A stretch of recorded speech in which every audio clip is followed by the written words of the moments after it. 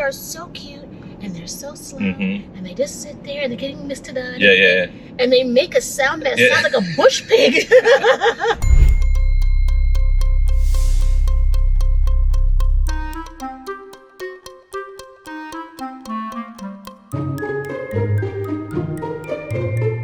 My name is Josan Battle, and I play a lot of different roles. I wear a lot of different hats. So I'll be either an executive producer on an event, a creative director on an event, a technical director or show caller, depending on the company. Some people call it something different.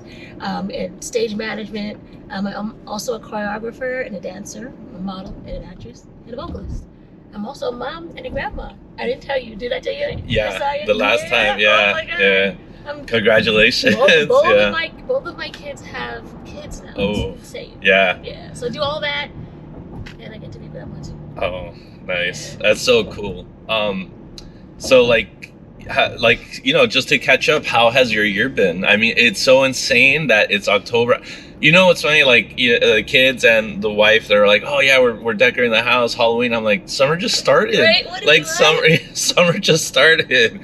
But how's your year been so far? Listen, my year has been amazing. Yeah. I made a really, some people will call it bold, but this is the second time I've done it. When I left the country, I packed up my little family and left. I moved down to Mexico. I'm in the middle of the country in Querétaro, and it's been an amazing adventure. Moved down there because I've got another girlfriend who's also in the industry. Yeah. Hey, Tiffany. Hey. First of all, she's an amazing woman and does incredible work. By far, sorry to interrupt, that was the first shout out I've had. Like that, yeah. So, all right,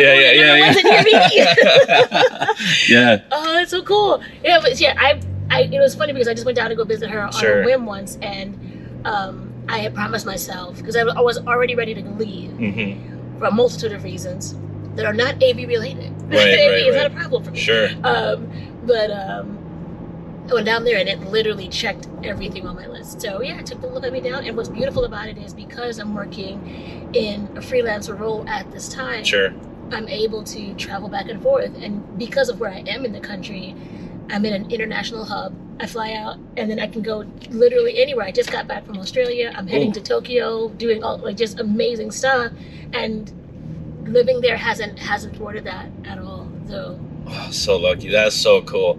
You know, one of my bucket list things is to go to Australia just to hold a koala, and then I'm out. That's all I want to do. I can tell you, they're koalas? Yeah. Okay, so they look like little balls of like... And I think I know where you're going to get with this, because I think I've heard this before, so go ahead. The sound that they... So you think, because they are so cute, and they're so slow, and they just sit there, and they're getting Mr. Done. Yeah. And they make a sound that sounds like a bush pig. I heard they're actually mean animals. Like, you just want to hold it, but I heard they're just mean. First of all, the claws, they're better than my claws. This little thing was sleeping. She was so cute. Her name was Snow. She was just sleeping, and for whatever reason, I awakened her. I wasn't even. I thought I was so quiet. She looked at me. She was like, yeah. She's like, oh man. And I was like, it's okay. I'm gonna stay over here where we don't get clawed up by koalas. So yeah. So get a little bit into your how long have you been in the industry, would you say? Literally my whole life. So both of my parents and my uncle were all in the original cast of The Wiz, and they've been Broadway performers and working in Hollywood and in the entertainment industry forever. And my mother was actually pregnant with me when she was in The Wiz. Whoa. So I always say, like, I danced on Broadway before I could walk. Literally, because I was in utero. And so that's where I started. And so in that process, I got to see the best in the business create art and theater at the absolute highest levels.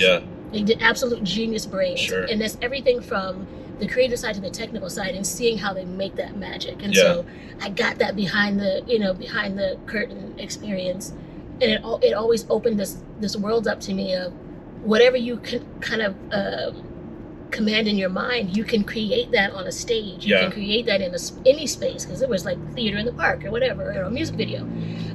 So that's really where I started, and I was able to marry that with my love for my own choreography and then directing and being in music videos myself, and then wanting to create my own art in those ways. And so of course when it's your baby, you want to do all the work. So started stage managing and calling shows, and then I got an opportunity through a fantastic company here in Orlando, Freeman, and they were like, hey, and I was like, yeah, I can absolutely call shows and corporate shows. And the great thing about it is, even though there's a rhythm to corporate shows, it's a lot more of a slow pace. Yeah. So, you know, it's very different than, you know, if you call it a Broadway performance. It's funny because when, you know, the more people you talk to, and then some people that either just do corporate or this or that or the other, but just stick with the one field.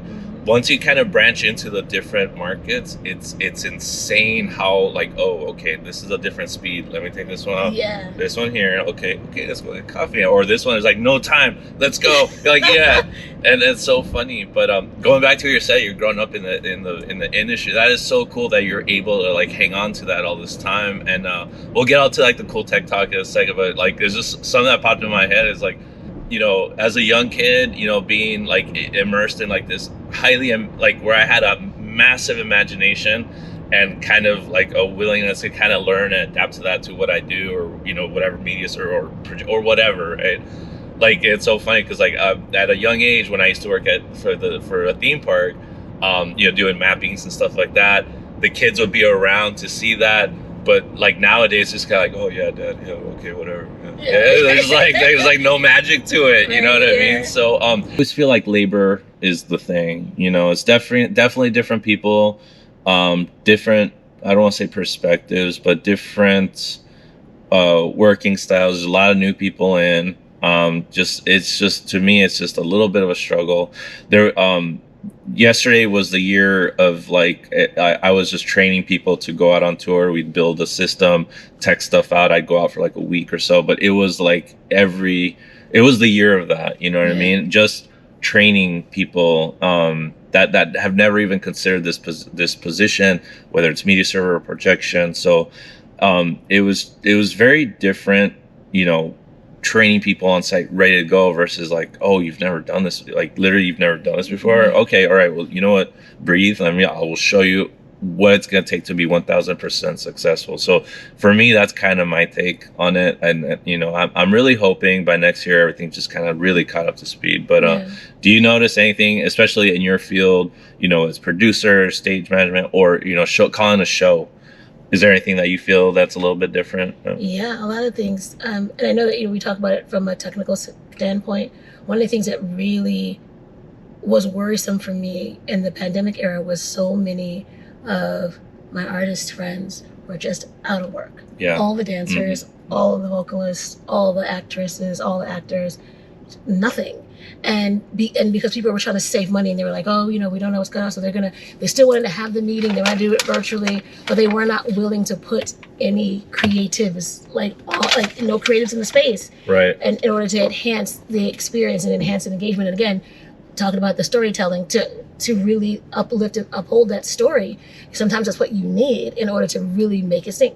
Music and movement and color and light will make those memories stick, right? And so we were just leaving that, and I'm thinking, we cannot do that, because if everything's on your phone, if you're sitting at your laptop and you've got a million things going on, your kids are running downstairs, you got to keep people locked in. And so really doing the very best to keep those creatives working in that space was really difficult. As I see what we're doing now that we're back in the in-person spaces, really feeling that a lot of those creatives are being welcomed back into the fold. That's really a positive thing, and I hope that we really start to embrace them more and more in our storytelling, because they just bring something so impactful into those spaces. And if you don't do that, if you're not concerned about bringing that art to life, right, your message can fall flat sometimes. See, timed it. Yeah, that was awesome. Wow. Hi. Hey. And can I please have a receipt? Yeah. All right.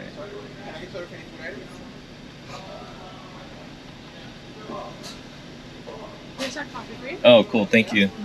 And then here's that card. Oh. Here's that brown sugar. Wait. Okay. Oh my God, I'm falling apart. There you go. Thank you. All right. Bye, guys. Cheers. Cheers. Hey. Coffee. Oh, were you with me? I think you were with me the first time I had like real coffee. Like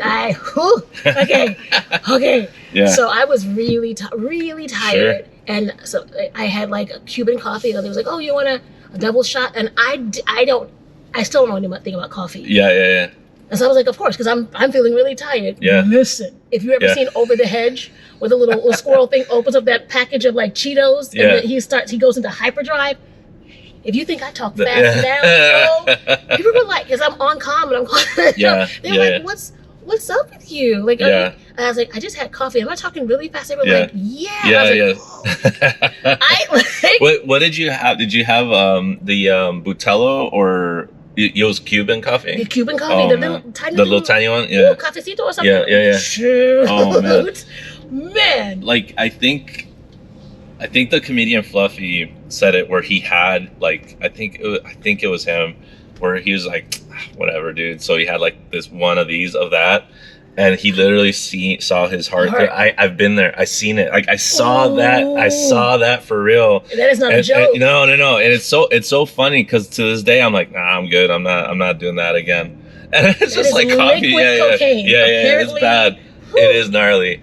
But I think you brought something up that I think would be a cool like a cool segue. So like, you know, if you're direct, it's like when you're on comms and you're either cutting a show or you're someone on camera, or even taking direction for playback, you know what I mean?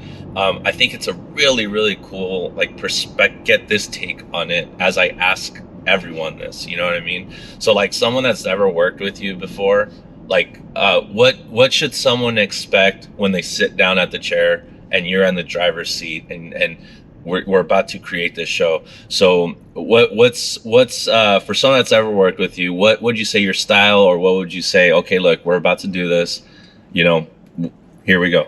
So what would you say is your style, I guess? I mean, I hope I'm asking that correctly. No, that's a great question. And then what I always hear back from those that work with me is that you're so calm.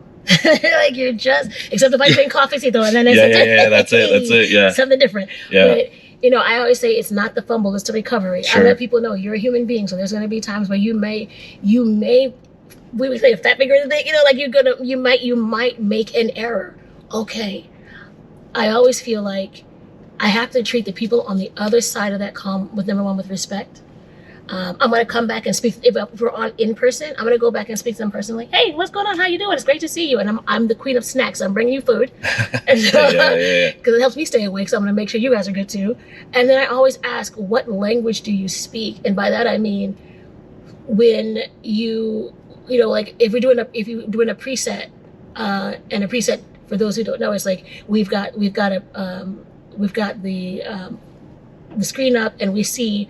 The preset one might be a full screen of just of one person speaking. So that's like preset one. And then preset two would be that person now at 1/3 of the screen, and 2/3 is their presentation. So if I'm calling that, what's the way that you want me to say that to you that's going to alert your brain? Preach. Yes. Right? Because I get it. We're going to be speaking the same language but a different dialect. And if you're used to hearing it a different way, it's my job to adjust. I can do that on the fly. You tell me you would rather, you want to hear, you know, whatever it is for you. I'm gonna adjust my language to that. I also let people know by the end of this you're gonna be tired of hearing my voice, because I'm going to give you a long standby, and that means I'm gonna tell you 5 minutes before we're gonna take this call, especially in corporate because we have that time. We're gonna take this call. I'm gonna go through it. 2 minutes out. Okay, guys, this is a reminder. This is what we're standing by for. Blah blah blah. 30 seconds out. Okay. So now, and especially because I know sometimes it can get kind of a little bogged down, you're a little tired. And so we might start, you know, drifting off, and I want to make sure I keep pulling you back.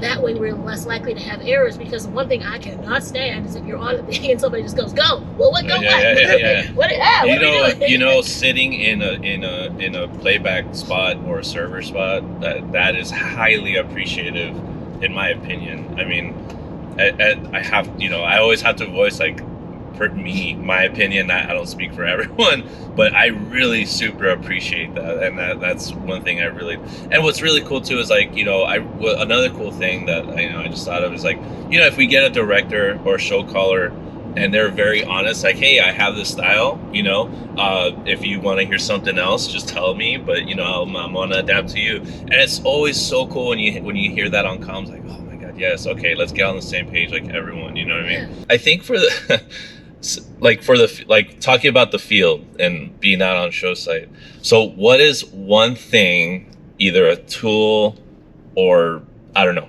laptop, whatever, what is one thing that you can't live without out on the field? I saw this question. I was so excited about it. Yeah.